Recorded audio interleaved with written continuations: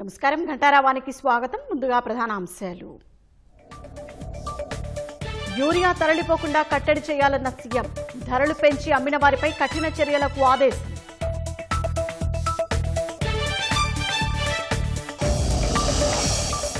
అధికార లాంఛనాల మధ్య సురవరం అంతిమయాత్ర. భౌతిక కాయం గాంధీ వైద్య కళాశాలకు అప్పగింత.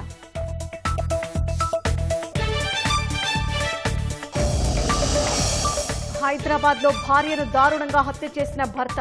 శరీరాన్ని ముక్కలు చేసి మూసిలో పడేసిన కిరాతకుడు.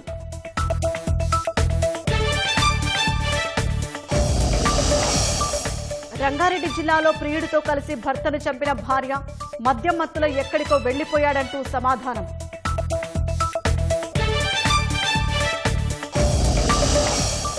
భద్రాచలం ఏజెన్సీలో గిరిజన బాలికపై ఆటో డ్రైవర్ల ఘాతుకం. కూల్ డ్రింక్ లో మత్తుమందు కలిపి సామూహిక అత్యాచారం.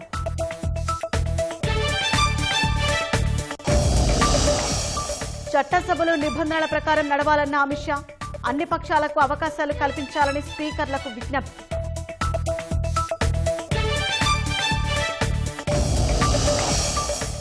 ఈసీ బీజేపీ మధ్య భాగస్వామ్యం ఉందని రాహుల్ ఆరోపణ.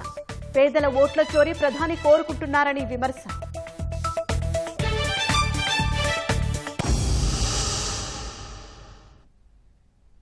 వ్యవసాయేతర అవసరాలకు యూరియా తరలిపోకుండా కట్టడి చేయాలని ముఖ్యమంత్రి చంద్రబాబు అధికారుల్ని ఆదేశించారు. ఎరువులు బ్లాక్ మార్కెట్కు తరలిస్తే కేసులు నమోదు చేయాలని స్పష్టం చేశారు. సీఎస్, డీజీపీ, వ్యవసాయ శాఖ, విజిలెన్స్ అధికారులతో టెలికాన్ఫరెన్స్ ద్వారా సమీక్షించిన ముఖ్యమంత్రి జిల్లాల వారీగా ఎరువుల లభ్యత, సరఫరా వివరాలపై ఆరా తీశారు. విజిలెన్స్ తనిఖీలు ముమ్మరంగా చేపట్టాలని అధికారులను ఆదేశించారు. యూరియా, ఎరువుల స్టాక్ చెకింగ్ చేపట్టాలని స్పష్టం చేశారు. ఎరువుల ధరలు పెంచి అమ్మిన వారిపై కఠిన చర్యలు తీసుకోవాలని తేల్చెప్పారు. మార్కెట్ ద్వారా ఎంతమేర ఎరువుల సరఫరా జరుగుతుందో అధికారులు సీఎంకు వివరించారు. ప్రైవేటు డీలర్లకు ఎరువుల కేటాయింపు తగ్గించి మార్కెట్ ద్వారానే ఎక్కువగా సరఫరా జరిగేలా చూడాలని ముఖ్యమంత్రి ఆదేశించారు. యూరియా సరఫరా విషయంలో రైతులు ఇబ్బంది పడకుండా చూసుకోవాలని స్పష్టం చేశారు. ఎరువులు పక్కదారి పట్టకుండా చూడాలన్నారు.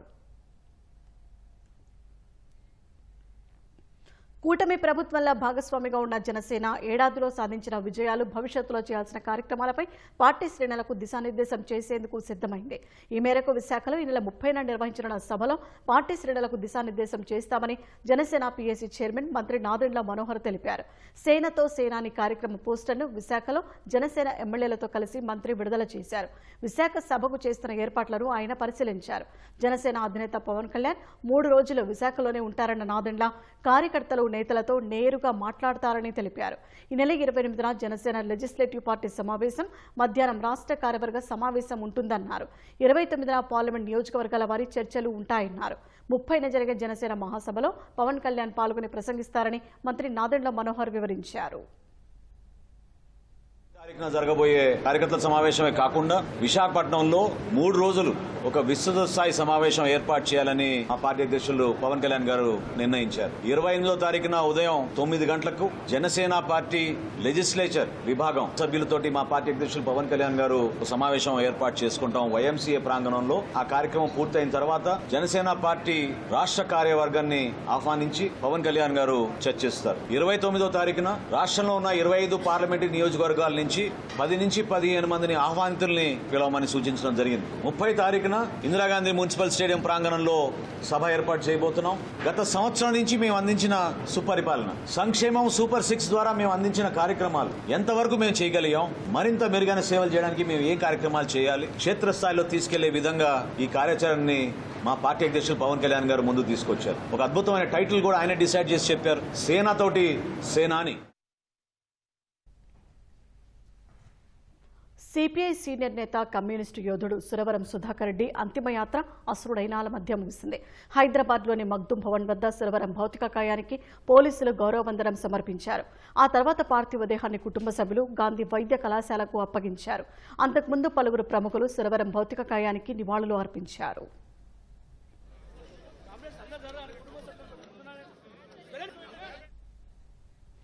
కమ్యూనిస్టు శిఖరం సురవరం సుధాకర్ రెడ్డి అంతిమయాత్ర తెలంగాణ ప్రభుత్వ అధికారిక లాంఛనాల మధ్య ముగిసింది. మగ్దుం భవన్ వద్ద సురవరం భౌతిక కాయానికి పోలీసులు గౌరవవందనం సమర్పించారు. అనంతరం మగ్దుం భవన్ నుంచి గాంధీ మెడికల్ కళాశాల వరకు అంతిమయాత్ర సాగింది. దారి పొడవునా కామ్రేడ్ అమర్ రహే అంటూ పార్టీ నాయకులు, కార్యకర్తలు పార్టీ జెండాలు చేతబూని నినాదాలతో హోరెత్తించారు. అంతిమయాత్ర అనంతరం సురవరం భౌతిక కాయాన్ని కుటుంబ సభ్యులు గాంధీ మెడికల్ కళాశాలకు అప్పగించారు.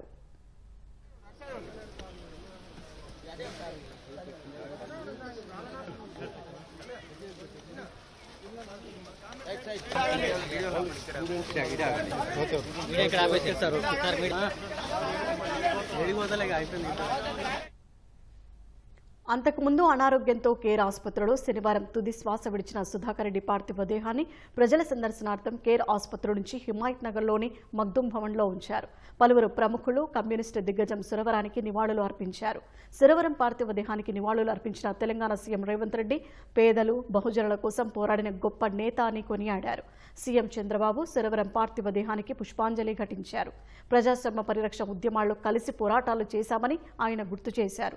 మాజీ ఉపరాష్ట్రపతి వెంకయ్యనాయుడు, లోక్ సత్తా అధ్యక్షుడు జయప్రకాష్ నారాయణ, ఎంఆర్పీఎస్ వ్యవస్థాపక అధ్యక్షుడు మందకృష్ణ మాదిగ సహా పలువురు ప్రముఖులు నివాళులు అర్పించారు.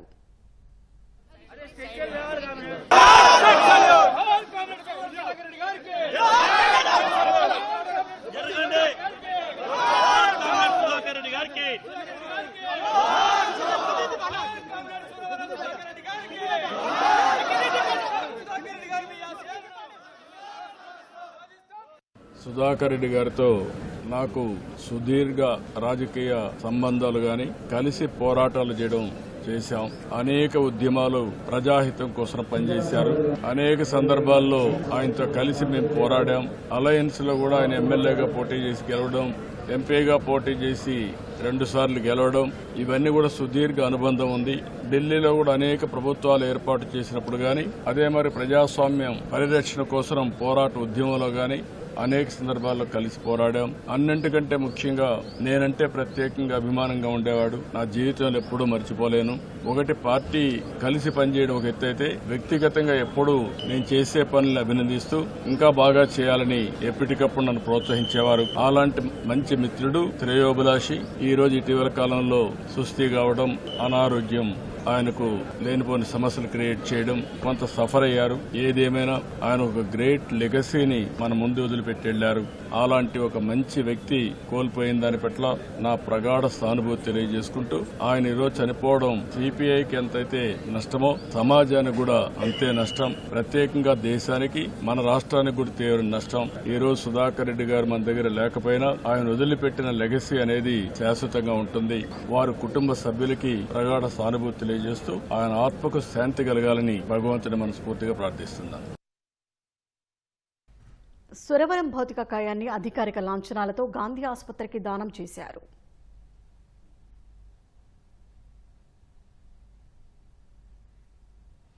గుంటూరు నగరవాసుల రాకపోకలకు కీలకమైన శంకర విలాస్ నూతన వంతెన నిర్మాణ పనులు శరవేగంగా జరుగుతున్నాయని కేంద్ర మంత్రి పెమ్మసాని చంద్రశేఖర్ అన్నారు. శంకర విలాస్ నూతన వంతెన నిర్మాణ పనులను నగర మేయర్ కోవెలముడి రవీంద్రతో కలిసి పెమ్మసాని పరిశీలించారు. జీఎంసీ, ఆర్ఎండ్బి అధికారుల సమన్వయంతో యుద్ధ ప్రాతిపదికన వంతెన పనులు చేస్తున్నామన్నారు. విలాస్ బ్రిడ్జ్ అనేది ఈ ప్రాంతానికి మెయిన్ కోర్ ఏరియా. ఇదంతా మనం ఆపేయటం వల్ల చాలా ట్రాఫిక్ బ్లాక్ అవుతా ఉంది. మనం అందరం 2 years లోపు టార్గెట్ పెట్టుకున్నాం దీన్ని కంప్లీట్ చేయడానికి. ఎక్కడా దీనికి ఇబ్బందులు రాకుండా అందరినీ అంతా బాగా కోఆర్డినేట్ చేసుకుంటున్నారు. యాక్చువల్గా ఇప్పుడు మేయర్ గారు, కమిషనర్ గారు, ఆర్ఎండ్బి వాళ్ళు అందరూ చక్కగా కోఆర్డినేషన్ నడుస్తుంది. వర్క్ కూడా స్పీడ్గా అవుతుంది. అయితే ఇంకా కొన్ని చిన్న అక్కడక్కడ పోల్స్ కానీ, లేకపోతే పెద్ద పెద్ద బిల్ బోర్డ్స్ ఇవన్నీ ఉన్నాయి. సెంటర్లో రైల్వే బ్రిడ్జిని పడగొట్టడం, కట్టడమే మోస్ట్ కాంప్లికేటెడ్. దానికి కొన్ని ఇష్యూస్ ఉన్నాయి. అవి అదేవిధంగా ఇక్కడ రైల్వే వాళ్ళకి సంబంధించినటువంటి ల్యాండ్ ఉంది. రైల్వే వాళ్ళ రూల్స్ ప్రకారం వాళ్ళ ల్యాండ్ తీసుకోవాలంటే వాళ్ళకి ఆల్టర్నేటివ్గా ఇంకో ప్లేస్లో ల్యాండ్ మాత్రమే చూపించాలి. మిగిలిన వ్యాపారస్తులకు మనం టీడీఆర్ బాండ్లు అవన్నీ ఇవ్వచ్చు, కానీ రైల్వే వాళ్ళ దాంట్లో లేదు. మనం ఇచ్చే ల్యాండ్ కూడా వాళ్ళు రైల్వే బోర్డు వాళ్ళు అప్రూవ్ చేయాలి. ఇదంతా మళ్ళీ ఒక బ్రిడ్జ్ తెచ్చినంత ప్రాసెస్ ఉంది. సో అక్కడ ఏమైనా ఇబ్బందులు ఉన్నాయేమో అవన్నీ చూసుకుంటా ఉన్నాం. అన్ని చూసుకొని సాధ్యమైనంత వరకు డే అండ్ నైట్ వర్క్ చేసి ఎంత ఫాస్ట్గా వీలైతే 2 years టార్గెట్ పెట్టుకున్నా ఎంత ఫాస్ట్గా వీలైతే అంత ఫాస్ట్గా చేసి ప్రజలకి అందుబాటులో తీసుకొస్తాం. హైదరాబాద్ మేడిపల్లి పరిధిలో దారుణం జరిగింది. భర్త యముడై భార్యని కడతీర్చాడు. శరీర భాగాలను ముక్కలు ముక్కలుగా చేసి మూసీ నదిలో పడేశాడు. హైదరాబాద్ మేడిపల్లి పరిధిలో దారుణం చోటు చేసుకుంది. గర్భవతి అయిన భార్య స్వాతిని హత్య చేసిన భర్త మహేందర్ రెడ్డి శరీరాన్ని ముక్కలు ముక్కలుగా చేసి కవర్లో వేసి మూసీలో పడేశాడు. మానవత్వం మంట కలిసేలా బంధాలకు బీటలు వారేలా జరిగిన ఈ ఘటన మృతురాలి బంధువులతో పాటు స్థానికులను కలవరానికి గురిచేసింది. వికారాబాద్ జిల్లా కామారెడ్డిగూడకు చెందిన స్వాతి అలియాస్ జ్యోతి అదే గ్రామానికి చెందిన సామల మహేందర్ రెడ్డిని ప్రేమ వివాహం చేసుకుంది. మొదటిసారి స్వాతి గర్భవతి అయినప్పుడు మహేందర్ రెడ్డి అబార్షన్ చేయించాడు. దీంతో స్వాతితో కొన్ని రోజులుగా అయిష్టంగానే అతను జీవనం కొనసాగించినట్టు తెలుస్తోంది. అనంతరం మహేందర్ రెడ్డికి సర్ది చెప్పి అతని కుటుంబ సభ్యులు హైదరాబాద్ పంపారు. 25 రోజుల క్రితం బోడుపల్లిలోని బాలాజీ హిల్స్లో వీరు అద్దెకు దిగారు. మహేందర్ రెడ్డి ర్యాపిడో నడుపుతుండగా స్వాతి ఇంటి వద్దే ఉంటుంది. అయితే ఇరువురి మధ్య ఏం జరిగిందో తెలియదు. శనివారం మధ్యాహ్నం మహేందర్ స్వాతిని ముక్కలుగా నరికి తల, కాళ్లు, చేతులు వేరు చేసి మూసీలో పడేశాడు. మిగిలిన మొండాన్ని కవర్లో ప్యాక్ చేసి మొండాన్ని తీసుకెళ్లే పరిస్థితి లేకపోవడంతో గదిలోనే ఉంచాడు. అనంతరం స్వాతి ఆత్మహత్య చేసుకుందని తన సోదరికి సమాచారం ఇచ్చాడు. ఆమె స్వాతి తల్లిదండ్రులకు సమాచారం ఇవ్వడంతో పాటు బోడుపల్లిలోని బంధువులకు సమాచారం ఇచ్చింది. వారు మహేందర్ రెడ్డి ఇంటికెళ్లి చూడగా కవర్లో ముక్కలుగా ఉన్న శరీర భాగాలను గుర్తించి పోలీసులకు సమాచారం ఇచ్చారు. దీంతో మహేందర్ రెడ్డిని అదుపులోకి తీసుకుని పోలీసులు విచారిస్తున్నారు.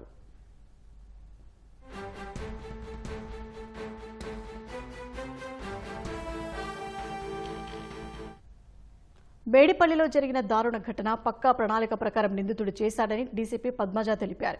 ఇరువురి మధ్య కొంతకాలంగా మనస్పర్ధలు ఉన్నట్లు వెల్లడించారు. మృతురాలు స్వాతి గర్భవతి కావడంతో వివాదం తలెత్తి నిందితుడు ఘాతుకానికి పాల్పడినట్లు పేర్కొన్నారు. స్వాతి కుటుంబీకుల ఫిర్యాదు మేరకు కేసు నమోదు చేసి విచారణ జరుపుతున్నట్లు తెలిపారు. మహేందర్ రెడ్డిపై పలు సెక్షన్లతో కేసులు నమోదు చేసినట్లు డీసీపీ వెల్లడించారు. సాయంకాలం ఈయన బయటికి వెళ్ళి వచ్చి గొడవ పడిన టైంలో he has pre planned motive ఈ అమ్మాయిని ఎలిమినేట్ చేయడానికి. సో బయటికి వెళ్ళి లోపలికి వచ్చిన టైంలో he bought one hacksaw blade Boduppal hardware షాప్లో కొనుక్కొని వచ్చి పెట్టుకున్నాడు. సో దాన్ని ఎప్పుడైతే అమ్మాయిని కొట్టి బెడ్ మీద వేశాడో ఆ అమ్మాయి అన్కాన్షియస్కి వెళ్ళిందో అప్పుడు ఈ యాక్సా బ్లేడ్ తీసుకొని ఆ అమ్మాయి head, legs and hands chop చేసేసి సపరేట్గా ప్యాక్ చేసేసాడు. సో దాన్ని ఏం చేశాడంటే డిఫరెంట్ చిన్నగా బయట పెట్రోలింగ్ ఇవన్నీ కూడా నడుస్తున్నాయి కాబట్టి చిన్న కవర్స్లో ఎవరికి అనుమానం రాకుండా ఒక బ్లాక్ కవర్స్లో కూడా దాన్ని చుట్టేసుకొని అవి తీసుకెళ్ళి ఆ మూసీ నదిలో పాడేయడం జరిగింది. సో దీనికోసం అని చెప్పి తల గురించి ఒకసారి కాళ్ళు, ఒకసారి చేతులు, ఒకసారి 3 సార్లు కూడా తిరిగాడు. ఎలా కప్పిపుచ్చాలి అని చెప్పి ఇదంతా చేసిన తర్వాత ఈ అబ్బాయి వాళ్ళ చెల్లెలకి ఫోన్ చేస్తాడు.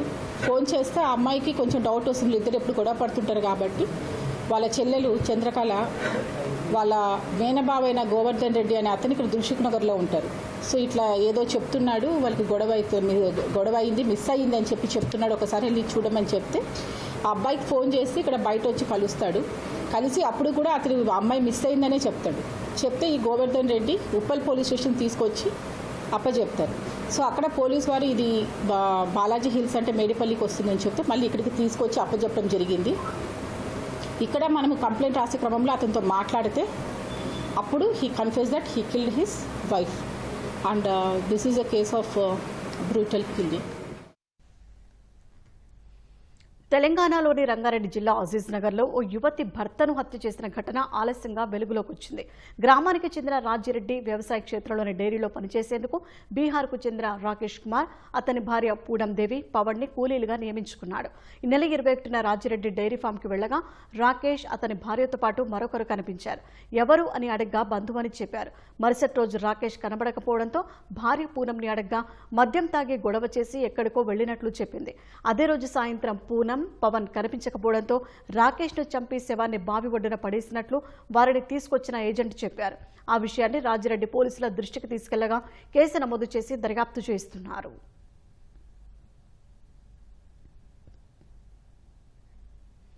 తెలంగాణలోని భద్రాచలం ఏజెన్సీల బాలికపై సామూహిక అత్యాచారం కలకలం రేపింది. 17 ఏళ్ల గిరిజన బాలికను ఆటోలో తీసుకెళ్లి డ్రైవర్లు అత్యాచారం చేశారు. కూల్ డ్రింక్లో మత్తుమందు కలిపి బాలికపై సామూహిక అత్యాచారానికి పాల్పడినట్లుగా సమాచారం. సామూహిక అత్యాచార ఘటనపై పోలీసులు విచారణ చేపట్టారు. బాలికను స్థానికులు సంరక్షణ కేంద్రానికి తరలించారు.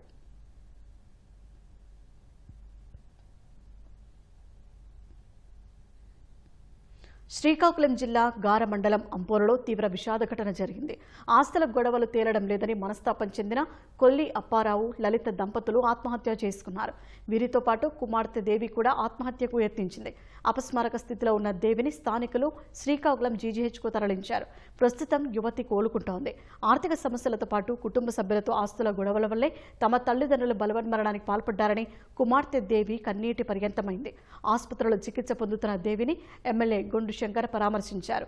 బాధిత కుటుంబాన్ని P4 కింద దత్తత తీసుకుని యువతికి మార్గదర్శిగా అండగా ఉంటామని భరోసా ఇచ్చారు. ఆస్తుల గొడవ వల్ల చనిపోయారు, ఆత్మహత్య చేసుకున్నారు. ఎలకల మందు మరియు యాసిడ్ తాగి చనిపోయారు. వాళ్ళు చనిపోయారు అనేసి నేను కూడా చనిపోదాం అనుకున్నాను. కుళ్ళప్పారావు ఒక 45 సంవత్సరాలు ఉంటాయి. అలా ఆవిడ లలిత ఇద్దరు కూడా, ఆవిడ కూడా 30 సంవత్సరాలు ఉంటాయి. ఎలికల మందు మరియు ఈ ల్యాబొరేటరీ క్లీన్ చేసుకుంటారు కదా యాసిడ్, అపోలో యాసిడ్, ఈ రెండు కూడా తాగి చనిపోయారు. అప్పారావుకి 3 అన్నదమ్ములు ఉన్నారు. అవి ఇద్దరు కూడా ఇతని కంటే పెద్దవాళ్ళే. అతను ఎప్పుడో చనిపోయాడు. తర్వాత రెండో అతను ఉమేష్ అని జార్ఖండ్ లో డిఈగా పనిచేస్తున్నాడు. వీళ్ళ అమ్మ కూడా రీసెంట్ గా చనిపోయింది. అమ్మ చనిపోయినప్పుడు కార్యక్రమం కూడా ఇద్దరు అన్నదమ్ములు కూడా కలిపి చేశారు. అమ్మ చనిపోయినప్పుడు అమ్మ దగ్గర ఉన్న బంగారాన్ని ఇద్దరికి కూడా డిస్ట్రిబ్యూట్ చేసింది. అయితే ఏదైతే అప్పారావు ఇప్పుడు ఉంటుండో ఇల్లు, ఆ ఇంటిని డిఈ గారు కట్టారు. వీళ్ళన్నయ్య కట్టాడు ఉమేష్. తల్లిదండ్రులు చనిపోయిన తర్వాత ఇల్లు నేను కట్టాను కదా, నా ఇంట్లో మరి ఉండొద్దు, మీరు ఖాళీ చేసి వెళ్ళిపోండి అంటే ఇతను ఏమంటాడు అప్పారావు, ఇల్లు డబ్బులు అయితే నువ్వు పెట్టా గానీ ఇంటి పునాదులు స్థలం నాది కదా, నా స్థలం మీద నువ్వు కట్టా కదా, మరి నీకు ఇచ్చిస్తే నా కుటుంబం ఏమైపోద్ది, నేను కుటుంబం రోడ్డు మీద నేను పడిపోలేను కదా అని చెప్పి జరిగింది. ఇది అయిపోయిన తర్వాత అన్నయ్య వెళ్ళిపోయాడు, జార్ఖండ్ వెళ్ళిపోయాడు. రాత్రి 12 గంటలకు చూసేసరికి ఇద్దరు కూడా హాల్లో చనిపోయి ఉన్నారు. కలెక్టర్ గారు తక్షణ సహాయం 2 లక్షల రూపాయలు ఇస్తానని చెప్పారు. తప్పకుండా ఆ కుటుంబం ఆదుకొని అమ్మాయి భవిష్యత్తుకి ఎటువంటి ఇబ్బంది లేకుండా అమ్మాయిని పూర్తి బాధ్యత ప్రభుత్వం తీసుకుంటుంది. అలాగే నేను కూడా ఒక మార్గదర్శిగా బంగారు కుటుంబంగా అది ఆ ఫ్యామిలీని నేను అడాప్ట్ చేసుకుంటాను. P4లో భాగంగా తప్పకుండా ఆవిడకి బాగోగులన్నీ మేము చూస్తాం. చర్చల ద్వారా ప్రజా సమస్యలకు పరిష్కారాలు కనుక్కోవడమే చట్టసభల ప్రథమ కర్తవ్యం కావాలని కేంద్ర హోంమంత్రి అమిత్ షా సూచించారు. ఢిల్లీ అసెంబ్లీలో అఖిల భారత స్పీకర్ల సదస్సును ఆయన ప్రారంభించారు. 2 రోజుల పాటు జరిగే సదస్సుకు 29 రాష్ట్రాల అసెంబ్లీల స్పీకర్లు, శాసనమండలి అధ్యక్షులు హాజరయ్యారు. చట్టసభలు నిబంధనల ప్రకారం నడవాలన్న ఆయన ప్రజా సమస్యలను బలంగా ప్రస్తావించేందుకు అన్ని పక్షాలకు అవకాశాలు కల్పించాలని సభాపతులను కోరారు. చట్టసభల గౌరవాన్ని కాపాడుకోకపోతే గతంలో అనేక తీవ్ర పరిణామాలు ఎదురైనట్లు అమిత్ షా గుర్తు చేశారు.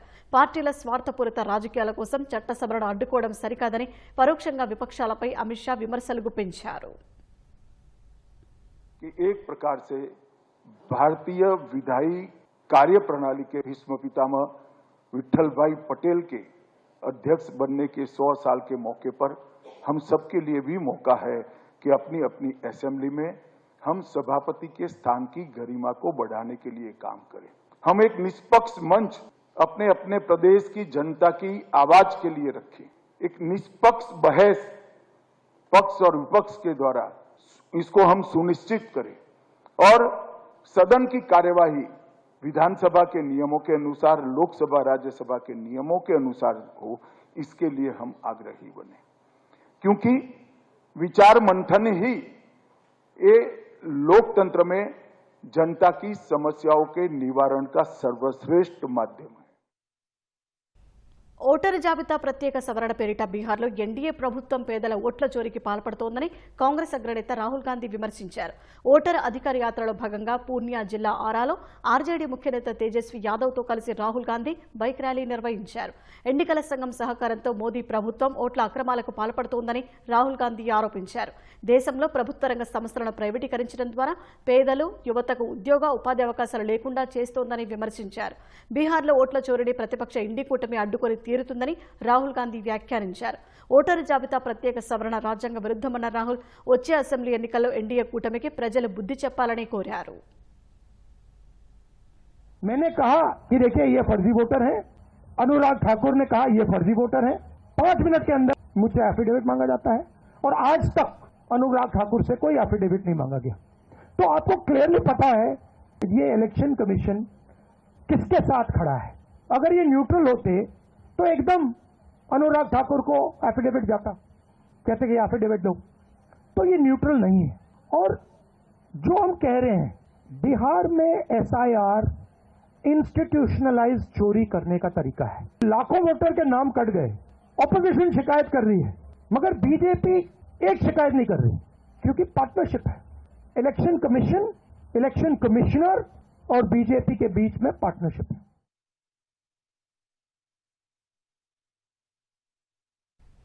బీహార్లో ఓటరు జాబితాల ప్రత్యేక సవరణ ఎస్ఐఆర్ సందర్భంగా కొత్తగా ఓటు నమోదు చేసుకున్న వారిలో 98.2% మంది నుంచి ధృవీకరణ పత్రాలు అందినట్లు కేంద్ర ఎన్నికల సంఘం వెల్లడించింది. మరో 1.8% మంది పత్రాలు సమర్పించాలని పేర్కొంది. ఓటరు జాబితాల అభ్యంతరాలపై గడువు సెప్టెంబర్ 1న ముగుస్తున్న వేళ ఈసీ ఈ మేరకు వివరాలు ప్రకటించింది. ముసాయిదా జాబితాలు తప్పుగా నమోదైన వివరాలను సరిచేసుకోవడానికి ఓటర్లకు ఇదే చివరి అవకాశమని ఈసీ వెల్లడించింది. ఓటరు జాబితా సవరణ ప్రక్రియలో సరైన పత్రాలు సమర్పించకపోయి ఉంటే వారికి మరో అవకాశం కల్పిస్తున్నట్లు స్పష్టం చేసింది. నిర్ణీత గడువులోగా వచ్చిన అభ్యంతరాలను పరిశీలించి తుది ఓటరు జాబితాను సెప్టెంబర్ 30న ప్రచురిస్తామని ఈసీ వెల్లడించింది.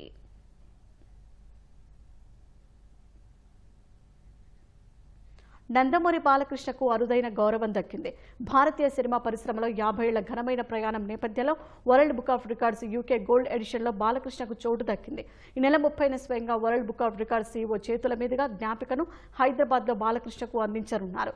ఈ మేరకు వరల్డ్ బుక్ ఆఫ్ రికార్డ్స్ ప్రకటించింది. కెరీర్లో తండ్రి వారసత్వాన్ని కాపాడటంతో పాటు అద్భుత నటనతో, కళ పట్ల నిబద్ధతతో బాలకృష్ణ సినిమా రంగంపై తనదైన ముద్ర వేశారని వరల్డ్ బుక్ ఆఫ్ రికార్డ్స్ పేర్కొంది. సినిమాతో పాటు బాలకృష్ణ సమాజానికి సేవ చేస్తూ అత్యున్నత పౌర పురస్కారాల్లో ఒకటైన పద్మభూషణ్ను అందుకున్నారు. ఎమ్మెల్యేగా హిందూపురంలో 3 సార్లు బాలకృష్ణ గెలుపొందారు. సినిమా పరిశ్రమలో తనదైన ముద్ర వేస్తూ ముందుకు సాగుతున్న బాలకృష్ణకు యూకే గోల్డ్ ఎడిషన్లో స్థానం కల్పించడం సంతోషంగా ఉందని world book of records CEO Santosh Shukla ఓ ప్రకటనలో పేర్కొన్నారు.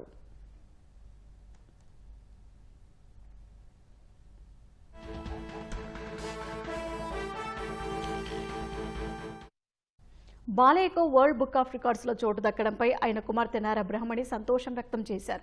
ఆయనే మా హీరో అని, నిజమైన ప్రకృతి శక్తి, తెరపై ఐకాన్, వెండి తెరపై తిరుగులేని నాయకుడని బ్రహ్మణి అభివర్ణించారు.